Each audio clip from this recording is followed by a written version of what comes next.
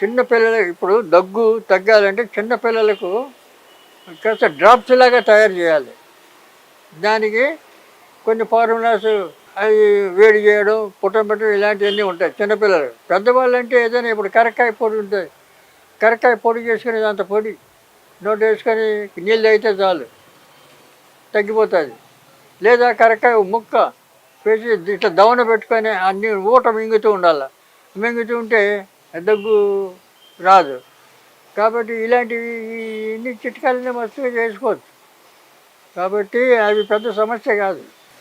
అనేకమైన మార్గాలంటే కాస్త ఎక్కువ వస్తువులతోటి దినుసులతో తయారు చేసేటివి కొన్ని ఉన్నాయి, సింపుల్గా చేసేటివి కొన్ని ఉన్నాయి. మీకు అల్లం, తెల్ల ఉల్లిపాయలు, తేనె ఈ 3 సమానం కలపాలి.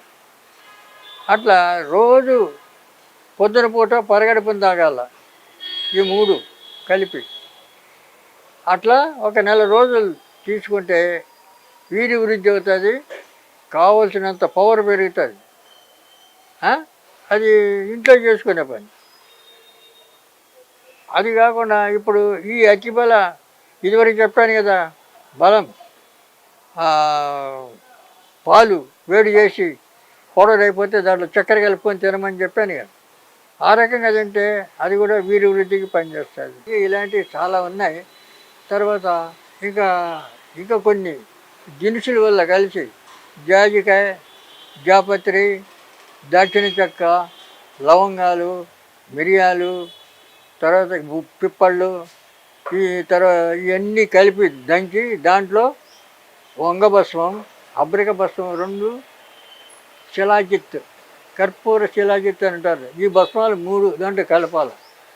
కలిపి మాతలు చేసుకొని పొద్దున సాయంత్రం తినచ్చు. అమితమైన వీర్య వృద్ధి బ్రహ్మాండంగా పనిచేస్తుంది. 1-2 నెలలు తినాలి. అవి తింటే మంచి బలం వస్తుంది, తాకత వస్తుంది. కాబట్టి మీరు మా దగ్గరికి వస్తే మేము ఇస్తాం, లేదా మీరు చేసుకోవచ్చు.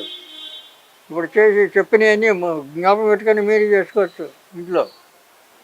కాబట్టి అది పెద్ద సమస్య ఏం కాదు. అంతా మనకు తెలిసినవి మన చేతుల్లోనే ఉన్నాయి.